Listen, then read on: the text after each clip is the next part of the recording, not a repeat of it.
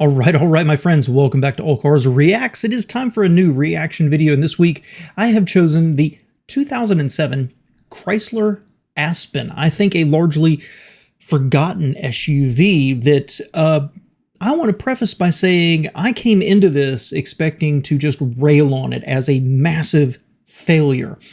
But I did do just a little bit of research about the product before I came here, and it turns out I was wrong. Now, there's a little more to the story, of course, and we'll get into it. But right now, make yourself comfortable in your comfy chair. Grab your beverage of choice. Of course, we do have some leftover decaf here this morning again. And let's get into yet another SUV that I thought was the right product at the right time, but didn't last. And that leaves us with the question of why? Let's see what Motorweek said about it when it was brand new. When we first heard about the Chrysler Aspen sport utility vehicle, we wondered why it was needed. After all, the Chrysler Group already had plenty of traditional SUVs from Dodge and Jeep, and the Chrysler brand was a crossover utility pioneer with its sleek Pacifica. But as we were told, a lot of buyers want a real SUV that represents the best and brightest that Chrysler can build. So the Aspen was born. You know, before they get into it too far, I need to do the Pacifica, the SUV version, not the minivan version. Because that reminds, Chrysler has not been good at SUVs. Now, Chrysler, the brand, not Chrysler, the corporation. There's something about Chrysler and them wanting to be slightly more upscale does not translate to their SUVs very well. I think we'll get into that more here in a second. But I forgot about the failure that was the Pacifica, that was actually a car I kind of almost wanted to like. The 2007 Chrysler Aspen is the brand's first ever light truck-based body-on-frame, high tow capacity sport utility vehicle. A broadly recrafted Dodge Durango, Aspen is more on par with full-size 7- and 8-passenger luxury utilities. In that vein, the Aspen brings its share of bling into the ring. The Aspen sparkles with plenty of eye-catching chrome, starting with a big, bold Chrysler 300 grille and winged badge. Our flashy tester also boasted available 20-inch chromed wheels. 18s are standard. The tightly seamed body panels lead back to a hulking rear end that dons more chrome on the available power liftgate, and there's an integrated tow hitch, which can handle up to 8,950 pounds of trailer.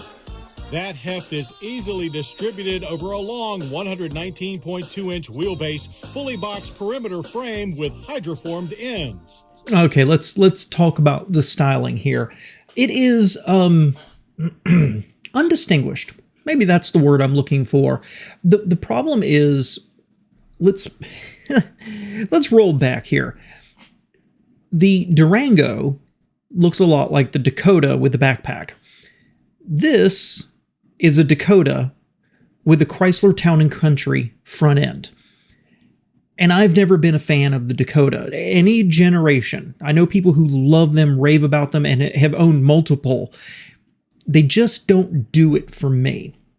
And here you've got something that looks from the window back, it's a Durango. Now, that's not uncommon in the auto industry, right? You can see that with Chevy, GMC, Cadillac. But they didn't put a lot of effort into it. It jumps out at me that Motorweek even makes the comment about the tightly seamed panel gaps, like they expected it to not have them tight, right? I think that was a backhanded compliment in a lot of ways. But from the styling perspective, if you like the Durango, you're probably going to like this. I'm not a huge fan. It's modestly inoffensive, but then they, for all the world, put what looks like a Chrysler minivan nose on it. It doesn't anger me. It doesn't offend me. When I see them, when I saw them new, I was like, eh. You know, you think about what Lincoln, Lexus, Cadillac, other companies, BMW, Mercedes, what they do, and then you look at this, and it's okay. That's a lot of what Chrysler was doing, and ended the 2007s, and you think about Daimler Chrysler gutting Chrysler, and then what happened afterwards. It just kind of all fits in with their product placement at the time. It's okay, but does it really look upscale? Does it really look premium? I don't think so. And these ghetto fabulous wheels just absolutely don't do it for me at all. Aspen comes standard with electronic stability program and new trailer sway control. When towing boats and trailers that may become unstable in crosswinds, trailer sway control works to selectively apply brake pressure while also reducing engine power to counteract any yaw induced by the trailer. Inside, the new Aspen's environment is also significantly upscale over the Durango, with details more in common with the Chrysler 300. Aspen's overall driving ambiance is elevated by LED interior illumination, blue light cast gauges, steering wheel controls, and optional adjustable pedals. The long list of premium options includes a 368-watt audio system, satellite navigation with real-time traffic, and a power moonroof. The second row is also carved in comfort. 8-passenger Aspens include a split bench, while bucket seats and deep console reduce it to 7. Options include heat and DVD entertainment. Cargo room is plentiful, with 19 cubic feet behind the third row, expanding to a huge 102.4 cubic feet of space with both rows down. Interior. I don't have a lot of problems here. You might be surprised to hear that, especially with my opinion of later independent Chrysler, Daimler Chrysler, and what happened all the way up to Fiat and Stellantis today. And you would think that this was just a Durango. But I think it holds up pretty well in that kind of premium but not outright luxury level. I think this holds up pretty well. I think that the gauges look cool, honestly. I like those a lot. The radio controls, if we're really nitpicky, maybe the buttons could have been a little bit bigger, but they're fine the way they are. My only real two complaints are the wood insets that they're using. Light colored wood matches this beige interior, and those of you who've watched me many times before know that I like beige interiors, light and bright, guys. Also, it helps when it's 100 degrees outside in the south. But these more blonde colored woods or fake woods, they always look fake to me. Even if it's really good wood, real wood, when it's blonded out, it looks, I don't know, it looks lower class to me and usually looks very, very fake. The other thing I would say is, I'm going to go back here real quick, is right here, the area in front of the passenger. The seams on the plastic here are super, super nice and tight, but the general look is, we took these two square vents and just kind of crammed them in there. For what's supposed to be slightly more upscale, these vents look like sharp-edged, stuffed in place. It's a minor complaint, but when they showed this image before, absolutely jumped out at me. In terms of the back, in terms of the back seat, in terms of pretty much everything else, I don't have a huge problem with this car. I kind of like the interior. Does it automatically jump to my number one choice in this market segment? No. But I almost expected to hate it. I'll put it this way. I think it's aged very well because I don't remember loving it when it first came out. Moving this chrome chariot on is either Chrysler's 235 horsepower, 4.7-liter E85 capable V8 with 300 pound-feet of torque, or the real hero under the hood, the optional 5.7-liter Hemi V8 with multi-displacement system cylinder cutoff, delivering 335 horses and a stout 370 pound-feet of torque. A 5-speed automatic with tow haul mode connects to either rear or electric shift all-wheel drive with torque split 48% front and 52% rear. But only the Hemi all-wheel drive gets a 2-speed transfer case. On the track, our Aspen Hemi all... Before they go on, let's talk about that powertrain real quick. I don't have a huge issue. I mean, who doesn't like a Hemi, right? The base V8, okay. I mean, I'm just not excited about it. It's just nice that they have V8s. It tells me something about the weight of this car, although it is real truck, right? That it doesn't have a V6 option. But 2-speed transfer case with the Hemi, you've got real off-road. It tells me something else about this car, that they talked so much about the towing, like they were trying to fill the time to make this car seem better. That's my opinion there.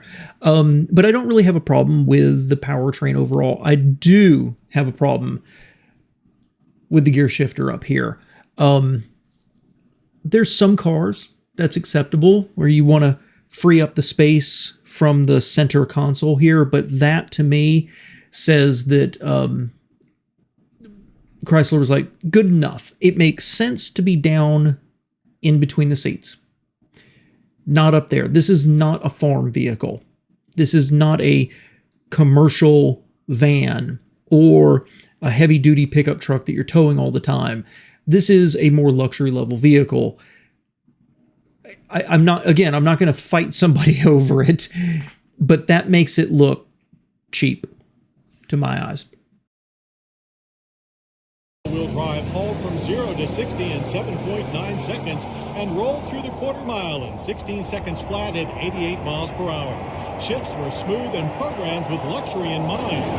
Aspen's stiff frame is supported by a double wishbone front and link coil solid axle rear suspension.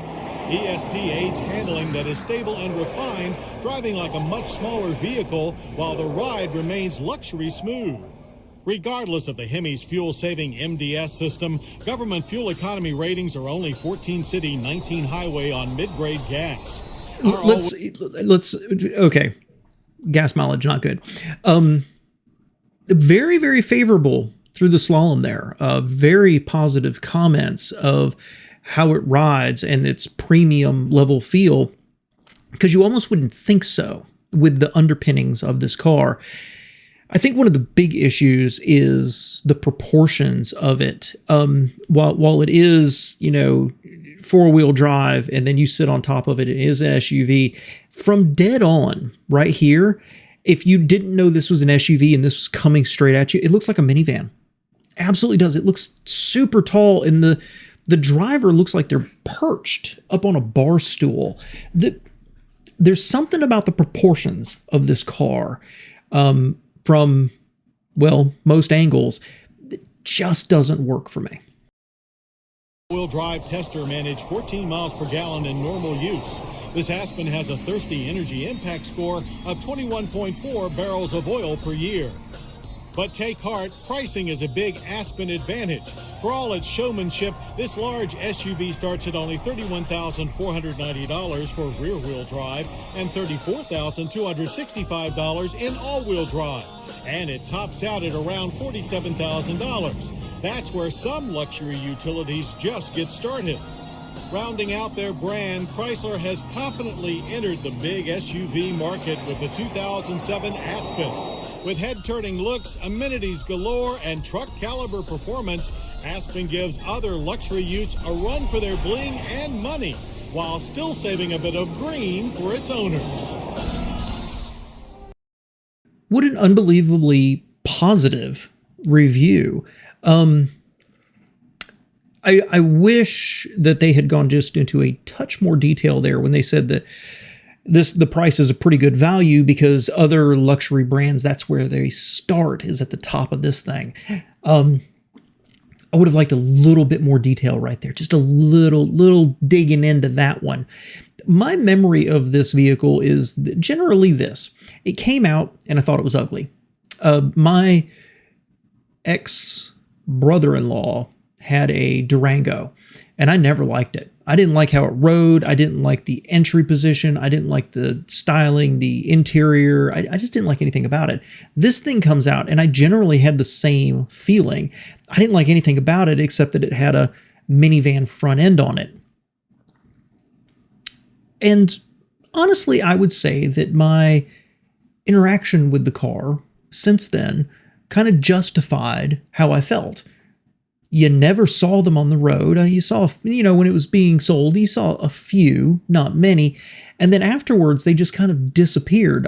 I can't tell you the last time I've seen one of these. It's been at least in the years. And so I have the impression they don't hold up very well and that they just kind of disintegrated. So it's easy to look at this car, and the reason I thought about it is because in a world where everything is going SUV, where Chrysler already had, again, Jeep and Dodge SUVs, Chrysler finally gets one, and it's a failure. The Pacifica, beforehand, I consider it a failure too. But what I'm surprised at, sales data doesn't back that up. So while I'm no expert on the Aspen here,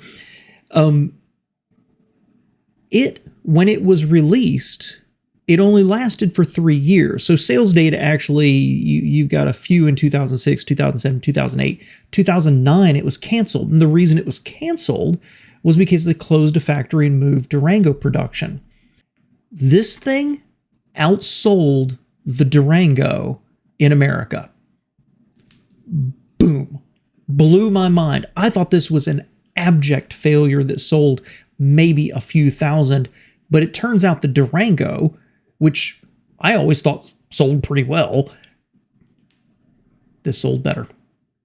Briefly, but it sold better. It's not the failure I thought it was. And that makes this little reaction retro review really cool to me, because I've had to rethink my opinion of this car a little bit. And while I don't love the styling, and styling is subjective, so you may be gushing over it. You might look at this and say, I'd rather have this than a Mercedes. Inside, it looks super comfortable, and you end up with a package of power, capability, off-road towing, and interior. I wouldn't mind driving this, except for that 1970s fuel economy. Let me know what you think below, y'all. If you had one, if you loved it, if you hated it, how did it hold up? Let me know what you think below. I appreciate you being here.